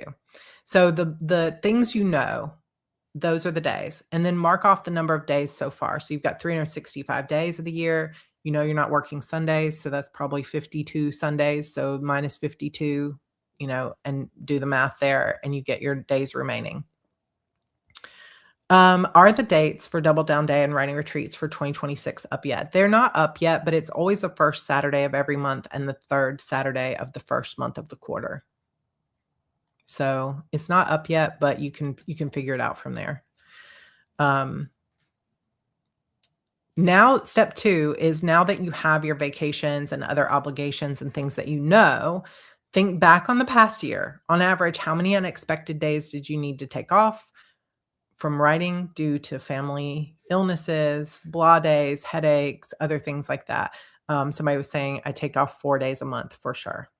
Um, HB90 tracking has really helped me to determine that due to my health, I have 10 solid days a month I know I can write, but I can't rely on more, which has really helped with the unpredictability of my illness. So this is super, super helpful, right? Of even if you don't know, just being able to say on average, and if you really can't figure it out, then stop and say, okay, what feels realistic for me? Half the month I'm going to be writing? How many days? And if you really don't know, tomorrow is Monday. So say, unless you're in Australia and today is Monday or New Zealand, tomorrow is Monday. So you start your week, pay attention this week. You plan to write 5 days a week. How many did you actually write? If it's 4, then don't plan to write 5 days a week every day next year. This kind of planning really, really helps because when you think you have more time than you do, you plan for lots and lots of things. And then your strategy gets off because you plan for all these things that you can't actually do. And so then you're exhausted all the time. You're working as hard as you can and you never see any real result. But when you are more realistic, you can plan strategically for that time that you have. And then Natalie says, yep, it's already Monday here. Oh, I bet it's beautiful too. Now you're getting into warm weather, are you? It's getting cold here. If you have a mild, I have a chronic illness. I tend to need at least 3 to 5 days a month for that. Lately, it has been more than that. Then there are what I call mental health days. No obligations holding me back, just days I don't feel like it, just days I can't force myself to do it. So how many days do you estimate you're going to need to take off from your writing or editing or marketing work for illness, mental health, or other unexpected events? Some things obviously are going to happen that are going to throw a wrench in our plans regardless. So we're not trying to be perfect. We're just trying to be okay. We're just trying to be as strategic as we can, not perfect. How do you stay connected or interested in your book if you have to step away from it due to other interruptions? I will let other people, it's still cold, Belle. Oh my gosh. And I'll let the comments answer this. How do you guys stay connected or interested in your book if you have to step away from it? If you don't want to look at days this way, you can just simply take your average words per week, estimate that from the journaling you did, and get an estimate of your word count. So there's a few different ways that you can do this depending on what works for your brain. Where you say, on average, I like to write, or it feels realistic for me to write 4,000 words a week, and I'm going to try to write half the weeks of the year. And that is good enough. Right? We're not trying to come up with an exact number that you have to hold yourself to, life or death, right? We're just trying to come up with what feels sustainable for next year. And the reason that we do this is because we're trying to make sure that we don't plan way more than what we have time for and then end up in mid-January going, crying tears of despair thinking that I can't do this, right? And yeah, for some people, we need more structure, right? For some, every brain is different, and some people need more structure to stay focused, and some people need more freedom. And so plan for the person you are, not the person you wish you could be or the person other people think you should be. Just plan for who you are and try to keep track of that. So if you did the days part of it, take step 1 and subtract the days off from step 2. So if you had 325 days left in step 1, and then you said, I need at least, let's say 3, I'm just going to put random numbers here. Let's say you had 325 days left after you marked off all your vacations. Then let's say for step 2, I said I need at least 3 days a month. So that's 36 days that need to come off. And don't laugh at me, but I can't do that in my head while I'm trying to also talk and read comments. So I'm just going to use my calculator. So that would be 289 anticipated writing days of that 8 looks so weird. This would be your kind of like anticipated number of writing days. And that can kind of help because then you can go through and you can say, when you're looking at, let's say, this sort of quarterly view, you might have like days that are marked off here and there, weeks that are marked off here and there, and then you need 3 days a month, so you could just pull it from the first 3 just in case. So then when you start planning, you're like, "Okay, this is gonna be an editing week because I'm gonna try to edit book 1 of my series." And you can start to actually go through this process on a calendar of saying, I think it's going to take me about a month to edit this book. I would like for it to come out on January 31st or whatever. And then plan out your entire writing year according to this. And once you have those number of days, you can also kind of get an idea of how much time you have. So I've given you multiple ways to look at this inside the workbook itself, because like I said, I know we've got a lot of people in this community that have ADHD or have autism or have, overachievers, and you tend to put too much on your plate, or you're futuristic like me and you just think you can do all the things until reality hits. Like, we're all a little bit different. So find and practice with a different way of, with these different methods, and see what ends up working for you. The thing that I like to do sometimes is kind of as checks and balances. If I got to 289, I would say, okay, 289, and let's say half of those will be spent editing and half of those will be spent writing. That would give me about 144 writing days of the year. And on average, I can write about 2,000 words a day on average in my writing days. So I would say 144 times 2,000 would give me 288,000 words is kind of like my max.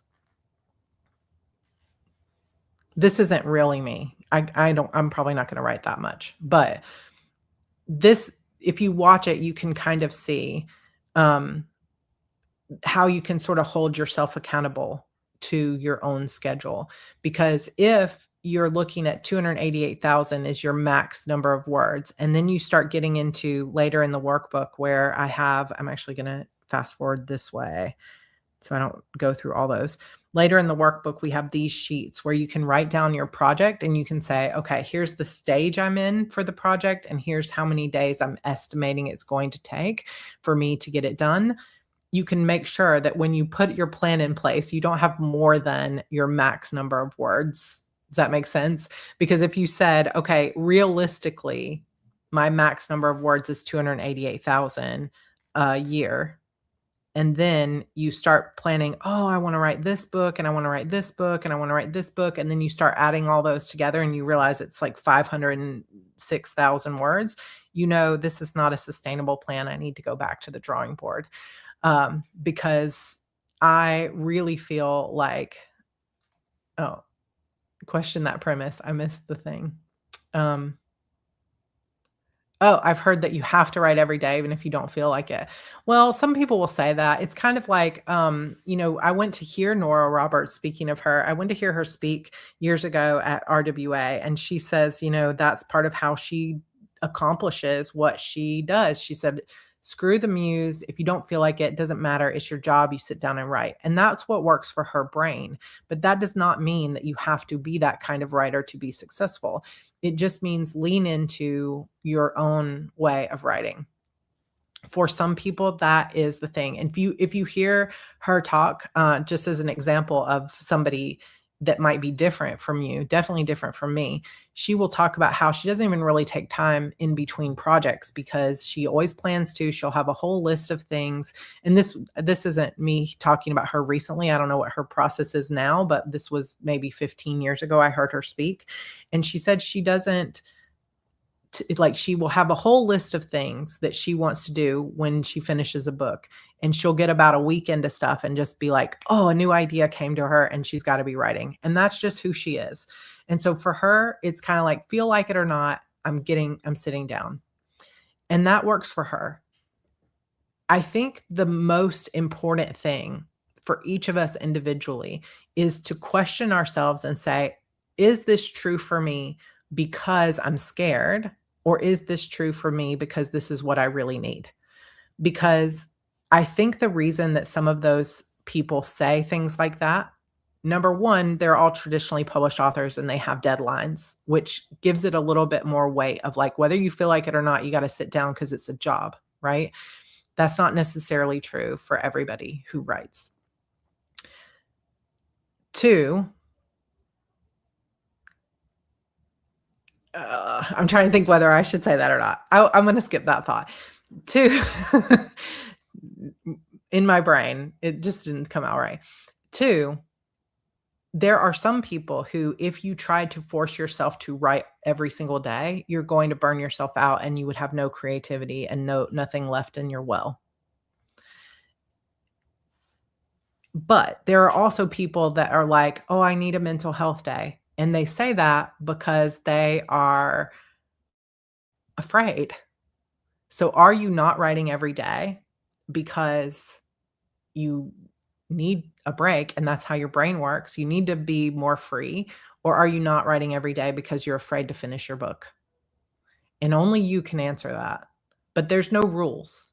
There are no rules when it comes to this business. You do not have to sit down and write every day. You do not have to write a certain number of words every day.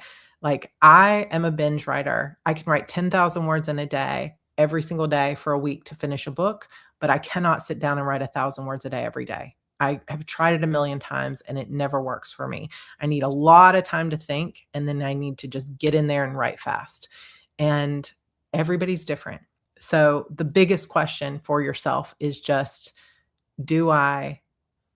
what do I need to do to support myself? And for some people, if you don't put the discipline of I have to write every day, you're just never going to finish the book.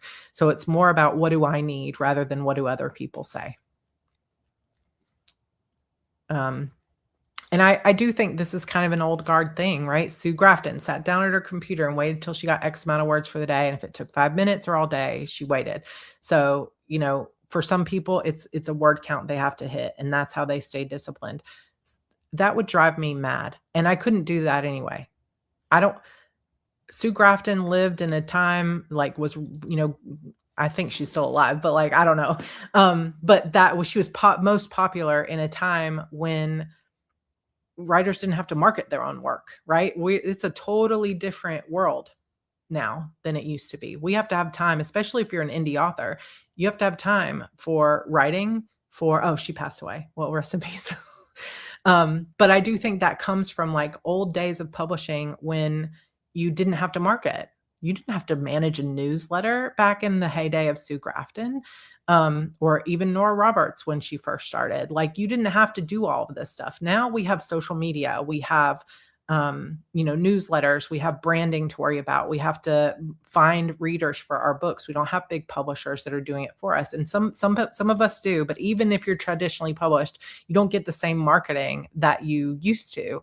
And so I think that sometimes big authors, big teams, that's another piece of it, is how many assistants does Nora Robert have? Does she do her own laundry? I don't know. Probably not. Brandon Sanderson certainly, I'm sure, does not do his own laundry. He's got 50 employees. And it's just what we are doing now is different. And each of us are kind of on our own path and our own responsibilities. And so holding yourself to someone else's thing that says you have to do it this way is, do it at your own risk, I would say. I say it's much more important to do what you need in order to get the work done. And for some people, that means you got to sit down every day regardless. And for some people, that means I need to get out and take a walk and I only need a weekend to write. And it's just a matter of figuring out what's your process and working it as best you can. All right. So once you have those number of days, you can then sort of think, how many words do I typically write on a day? And that kind of gives you a sense of what your general idea of how many words you can write next year. And so just go through these step 3s. Now for this last step, when we go back to you'll go through all those processes. And then the last step of this process is really this page right here.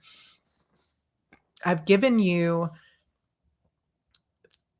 space for 9 projects. And so what you can do here is best guess estimate, figure out how long you think you need to plot and prep. So that's all that pre-work. If you don't plot, you don't need any time for that.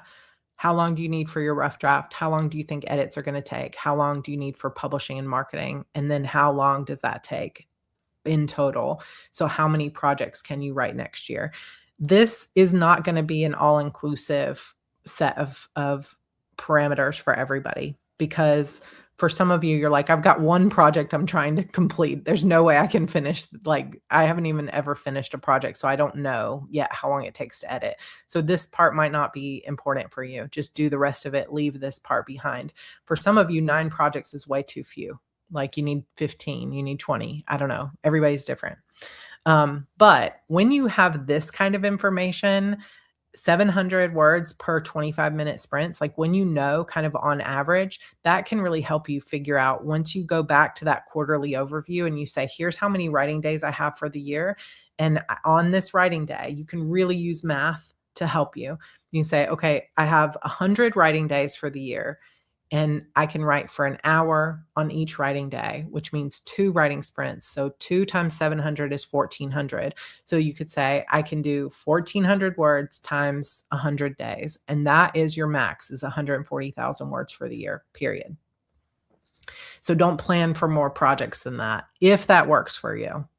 For some of you, it might not.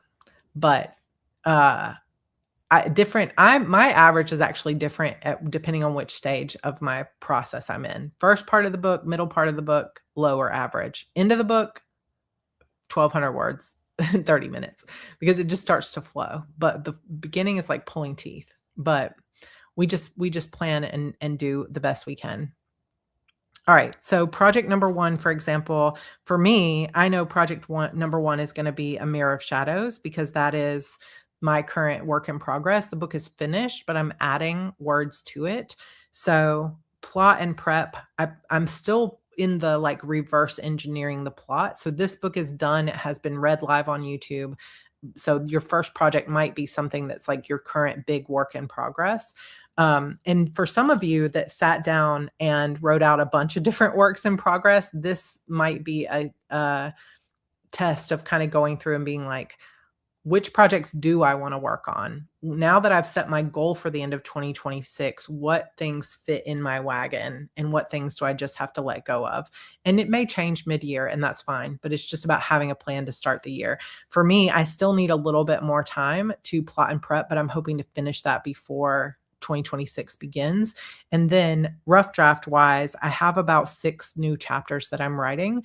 So I think that is probably going to take me about 10 days to write.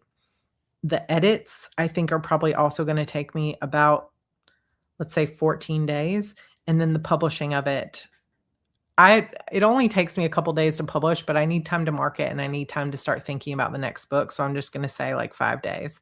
But if I went through this, it would be 29 days for that one book, right? So part of the reason this is helpful is because if I wanted, according to my strategy, when I was looking at that quarterly overview, this book to come out on the 31st, I'm really cutting it close, right? But I'm within that 29 days.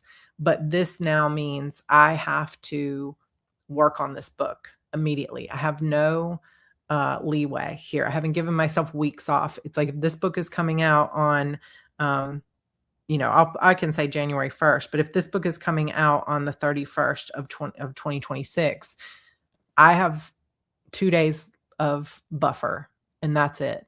And sometimes for some of us, that can light a fire under your butt, because you're like, okay, I got to get this done. So we got to find that place that works for our brain, where it's like, I feel motivated by this, and I am very motivated by external deadlines, but it doesn't collapse me. It doesn't cripple me, right? So project number 2 is A Throne of Thorns, which is book 2 in the Shadow Games series. And actually, what I would truly do when I'm going through this myself is I'm going to pull in the book cover and that kind of thing, and I'm going to put washi tape on this sheet and all of that kind of stuff. So would each phase be a project? No. So I have it here. So I have like the project itself is the book, and then the stage is the different phases here: plotting and prepping, rough draft, edits, publishing. But if you want to create if it makes more sense to you for each phase to be its own project, then you can just create your own, like something in Canva or in your journal if you want to do it differently. But I have it, the project is the book, and then the stages are the phases underneath. So, if you have never written before, you're just kind of taking a shot in the dark. But if you've done this before, it can be helpful to look back on your past and say, how long does it usually take me to plot? How long does it usually take me to draft? And then how long does it usually take me to edit, and so forth? And basically that is how you go through the process, and you can work that out through for each of your projects, and just making sure that all along the way, everything that you're putting on your plate is something that is going to move the needle all in the right and same direction. Does that make sense? Any questions? We have 10 minutes left before we hit the 2-hour mark. I can't believe we still have 400 people here. You guys are awesome. Hopefully that helps you get through it. Hopefully you can, after this live stream at some point before the new year, kind of really dive into those worksheets and think, okay, I am going to plan out what I'm going to write next year. And again, this isn't something to judge yourself for later and look back and be like, man, I didn't get that much done. Every time I plan something like this, I'm always going to do maybe half of what I thought, because that's just the nature of my brain, is always thinking I can do more than I can. But it's another way to make sure that everything I'm doing is moving me in the right direction, that I have that synergy, that I'm not just working without strategy. So yeah, 2 hours, surely not. Oh, I'm so glad to hear this is fun. I'm having fun too. I published 63 books, and I always appreciate you. So you probably know pretty well how long it takes you to plot and do a book, right? But I know there's some people here that there's just no way that you could guess, and that's fine too. You just don't use those sheets, and maybe track it this year to see how long you're working on each piece. Plot and prep a decade. Maybe this is the year that you actually move into the next phase, right? Would you be able to, oh, yes. Where are those sheets? Where did I put them? So this graph paper, sorry, I skipped it, and how they work. These are just here in case you are not someone who wants to use this type of thing for each phase. So Rana, was it you who said, can I use these as different phases? So for example, you could just come over here and you could say, especially if you wanted to also work in your marketing, so you could write over on the side, like a mirror of shadows. Here's all the things that I need to get done for it. Okay, I need to, you can be more granular than you can be on the other sheet. So you could say something like, write 4 chapters. This is going to be terrible handwriting just because I'm on a tablet. And then you could also put your marketing plans on here if you wanted to, and things like that. So you could say, for example, you could say a mirror of shadows edits, and that could be one phase. And then you could draw a line and say, okay, now it's a throne of thorns prep or plot. Or maybe you don't use prep or plot. So you could say, I'm a pantser, so this is just a Throne of Thorns skeleton draft. And so then you could come over here and you could put either bullet points or, whatever you wanted to do. So you could just do bullet points of the various things you needed to do. Like, I need to name my characters and I need to whatever. So this becomes, instead of a specific deadline-based thing, it becomes just a checklist of the things that you want to do and your marketing strategy. It just makes it a little bit more flexible. I love these pages because I don't know. I feel like you can use these lots of different ways. You could use it to color in work blocks. Yeah, that's true too. So you could say, as you're tracking mirror shadows and you finish 4 sprints and then you finish a couple more or whatever, you could track your work blocks. But it's very difficult to make a planner that works for everyone's brains. And I know that even for myself, this type of thing of planning exactly how long it's going to take, I never know how long it's going to take me to write a book, because inspiration is fickle and it's it's difficult. So for me, these pages are a lot more useful. And I plan as we go. rather than, so like I personally am not going to go through and set deadlines for myself. What I will do, and what I will use these sheets for with the projects, is I'll just write out the projects that I would like to do and what I would estimate best case scenario I could get them done, but also have to give myself grace because it never, yeah, Muse always wins. That's why I say that. It never works out the way that I think it's going to, and I'm coming to terms with that. Uh, but I could use this very clearly to say, okay, I want to do a Kickstarter here. I need to get new covers for this. I need to get fan art for this. And I can start to work in the newsletters, the marketing, the different tasks that I want to get done, and not give them dates, but rather a checklist of things that I want to do and then order them according to the sequence. So if you're in the digital planner, you can always take those sheets and you can just select it and you can copy and paste them a bunch of times if you want. If you, come on, paste. I know you want to do it. Maybe I have to let go of it first. Oh, well, I can't perform that fast, but if you're on digital, you can copy and paste it in your, inside and get as many of those pages as you want. If you are obviously printing it, you can just print that page as many times as you want. Your Path Forward workbook comes when it's finished and it's not done. So that's the best I can tell you. I love your sprint trackers. They help to know how much time I'm using for each book. Yes, it can be so helpful. Will you be doing like a camp rough draft challenge next year? Yeah, we usually do it a couple of times a year. I think this past year we did it the same months as camp. So it was April and July. So probably again, similar time. Any other questions? I hope this was helpful. And if you like this process of really thinking through your strategy and you have been somebody who's felt stuck for a while, please come join us. You don't have to do both, but the bundle itself, Your Path Forward, is the long-term planning, which is not based on deadlines. It's based on the order of events. It's based on those dominoes that lead you to your main goal.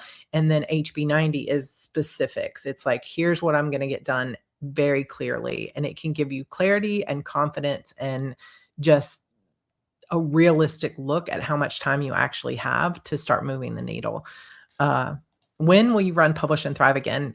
Registration opens mid-January and Publish and Thrive starts January 31st. How do you take into consideration the editing, publishing, plotting portion of writing? Is that just up to the author? Is there something you do as a routine in terms of time tracking? It's really up to each author to have their own system. And since this is your first book, it's probably going to take you some time to lock that in. Some people will say, like, however long your rough draft took you, that's how long your edits will take. That is not true for me at all. If my rough draft takes me 6 months, the edits sometimes take 10 days. Like it's just like that for me because it takes me so long to get each of those words on the page that they're pretty well solid. So it's really going to depend on your own individual process because there are also some people like even, and some books might be different too. Like Disappearance of Vanessa Shaw. I had so many different versions of that book. I wrote so many different drafts of it and kept going over and over and over. Oh my gosh. So it's really hard to say. There's no specific formula that anybody can follow. Thank you, Pippa. These classes were transformational. If you're on the fence, commit. Sarah has helped so many people with these systems. I like the writing plan sheet in the HB90 planner. I think that also helps with planning out each book. Yeah, that's true. Is there a resource you could point to? The writing plan sheet from the HB90 planner is also in the resource library, you guys, if you kind of dig around in there.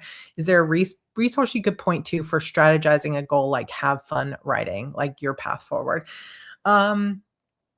I kind of feel like a goal like have fun writing is going to be more in line with HB90 than Your Path Forward because Your Path Forward is kind of like long-term goal. But HB90 is more of like the immediate, what you're doing right now, more in the present. But have fun writing. I'm trying to think of another resource to point to. Strategizing a goal like that, just as using this moment as a resource. I think there has to be some kind of piece when you're thinking about having fun writing of looking right now and saying, what am I not enjoying about my writing? What is not fun about it? And how can I eliminate those things? And then also how can I begin to infuse more fun into my writing? I mean, you could use your path forward for it too, but I think that you'd get more specific strategy about that in HB90. But um, I think yeah, I think that's probably the best path, is thinking what is not currently fun about my writing and what things can I try that would infuse my writing with more fun. Going out to a coffee shop, like kind of treating it like an experiment, going out to a coffee shop, writing with music, writing without music, writing with a mocha, like trying a bunch of different things, writing a different genre, not holding myself or not even tracking my word count, because there could be some basics of what you're doing that are stealing the joy from it, like tracking your word count, setting deadlines. Sometimes those kind of things can be. Editing takes me years. Sorry, Cassie. HB90 was an absolute game changer for me. I took it in 2024 and I use it every quarter. Has helped me consistently meet goals. Thank you, Jessica. I love that. Oh, thank you. Most writing coaches charge for what you're doing now and your HB90 as well. Thank you so much for caring about your community. I do love you guys. In order for it to be sustainable for me, I do have to have some things that I charge for so I can have, ability to sustain my life. But I do try to give you guys as much free stuff as I can. And there's even more coming in 2026. I've got plans about, I'm going to be doing more series in 2026 in terms of writing series, sort of like how to write your book from scenes, but going more granular on topics like subplots and dialogue and backstory and tension and conflict and things like that. So hopefully that's going to be a really good year.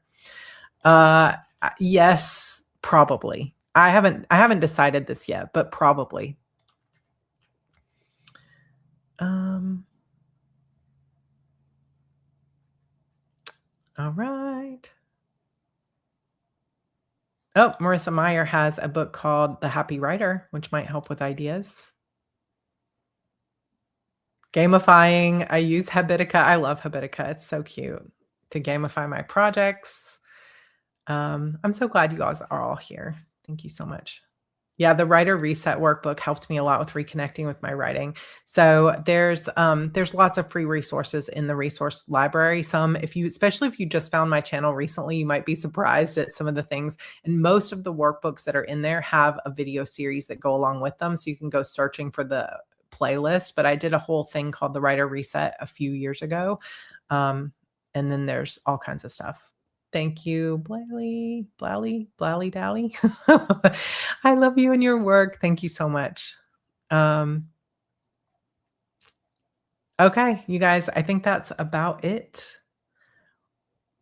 Why do you have so many planners? I just went through my planner lineup. Go check it out. We can still use the Rough Draft Challenge site every month, but we're working on trying to be able to track 2 things at once. If you want to track more than one project, it's not there yet, but you can use it for one project every single month for sure. You also can't delete them yet. That's a work in progress. All right, you guys, that is it for the day. Thank you so much for joining me. I would love to have you guys join me in the New Year bundle. All the links are down below. If you have any questions about whether it's right for you, feel free to reach out on Instagram DMs at Heart Breathings or on my email. Just don't DM me on Facebook because I don't check those. All right, you guys, I super love you. Thank you. I hope this supports your writing year. And hello to all our replay crew. Thanks so much for being here. And we will see you guys next time. All right. Bye, everybody.